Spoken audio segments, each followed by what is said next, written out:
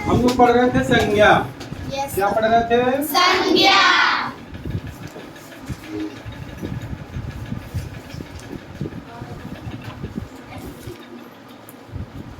संज्ञा संज्ञा में हम लोग भाववाचक संज्ञा पढ़े थे कल। Yes sir. आज हम लोग को पढ़ना है पदार्थवाचक संज्ञा। सही है? Yes sir. तीसरे यानी कि चौथे नंबर की संज्ञा पढ़नी है आज हम लोगों को। वही द्रव्यवाचक या पदार्थवाचक दोनों उसको बोला जा सकता है, ठीक ना? द्रव्यवाचक भी बोल सकते हैं और पदार्थवाचक भी बोल सकते हैं। चलिए द्रव्यवाचक ही लिख दे रहे हैं हम। द्रव्यवाचक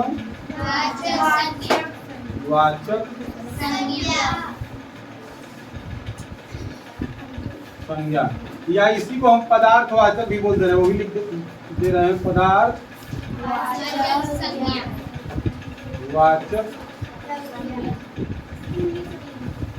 संज्ञा, ठीक है?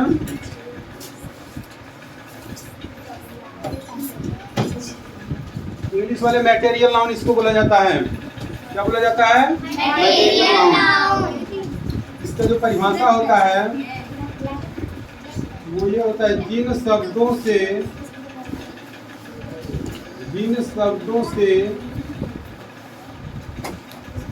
किसी पदार्थ या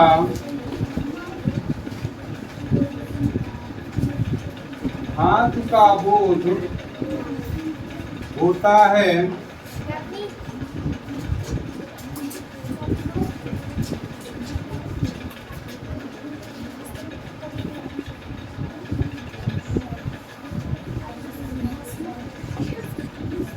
उसे पदार्थवाचक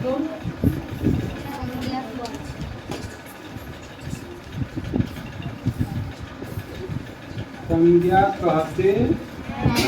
ठीक है, ये तो नॉर्मल इसकी परिभाषा हो गई इस संज्ञा की, कि जिन शब्दों से किसी पदार्थ या धातु का बोध होता है उसे पदार्थवाचक संज्ञा कहते हैं। इसको और थोड़ा सा आसान भाषा में अगर समझोगे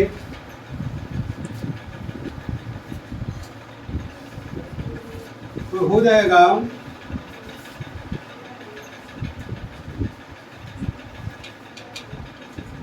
अच्छा, पदार्थ या धातु किसे कहेंगे इसको थोड़ा सा हम लोग समझ लें।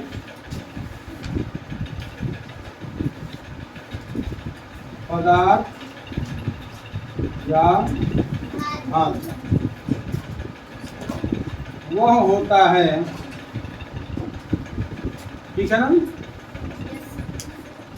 जिससे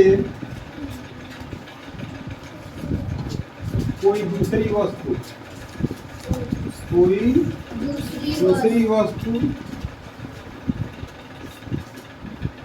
बनाई जा सकती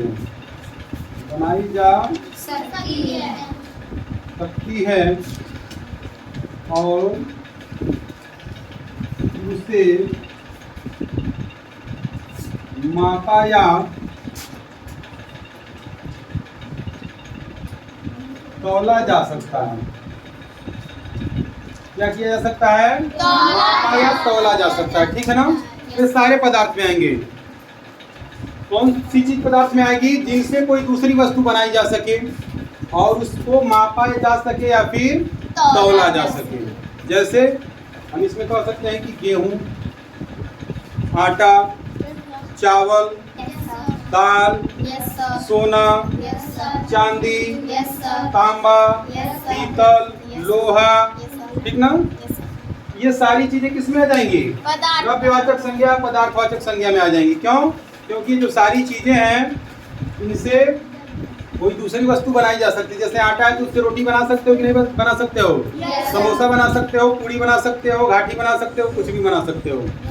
इसी तरीके से लोहा है तो लोहे से लेकर वे सारी, ये फैन चल रहा है ये भी लोहे से बना है, ये ग्रिल है विंडो का ये भी लोहे से बना है। लोहे से भी बहुत सारी चीजें बन सकती हैं। सोना है, सोने से भी दूसरी वस्तु बहुत सारी चीजें बनाई जा सकती हैं, जेवर वगैरह, गहने वगैरह बन सकते हैं। और इन सब चीज़ों को मापा और तौला भी जा सकता है। चाहे आटा होगा, चाहे लोहा होगा, चाहे सोना होगा, चांदी होगा, तांबा होगा, पीतल होगा, तेल होगा, सरसों होगा, चावल होगा। इस सारी चीज़ों को नापा जा सकता है या फिर तौला जा सकता है कि नहीं है? Yes, sir.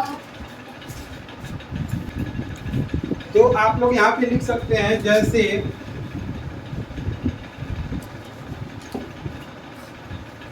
क्या हो सकता है? गेहूं। क्या हो सकता है? गेहूं, चावल, दाल। हो सकता है? Yes, sir. लोहा, Yes, sir. तांबा, सोना, चांदी, पीतल। ठीक है? आदि आदि लिखना ना, क्योंकि अभी बहुत सारे और भी वस्तुएं हैं जिनसे हम कोई दूसरी वस्तु बना सकते हैं, उसको माप सकते हैं, उसका वजन कर सकते हैं, उसको तौल सकते हैं। ये सारी चीजें किसमें आ जाएंगी? द्रव्यवाचक संज्ञा में आ जाएंगी। किसमें आ जाएंगी? द्रव्यवाचक संज्ञा या फिर पदार्थवाचक संज्ञा में आ जाएंगी ये सारी चीजें। तो कोई भी ऐसा शब्द दिया रहे जिसको पढ़ करके या देख करके ऐसा लगे कि ऐसा शब्द है, ऐसे वस्तु या पदार्थ का नाम है जिससे कोई दूसरी वस्तु बनाई जा सकती है, जिसको मापा जा सकता है और जिसको तौला जा सकता है, वो किसमें आ जाएगा? द्रव्यवाचक संज्ञा में आ जाएगा। ठीक है? Yes, sir. तो आशा करते हैं कि आप लोगों को द्रव्यवाचक संज्ञा या पदार्थवाचक संज्ञा अच्छे तरीके से समझ में आ गया होगा। Yes, sir. सारे लोगों को आ गया है? Yes, sir. चलिए आगे बढ़ते हैं।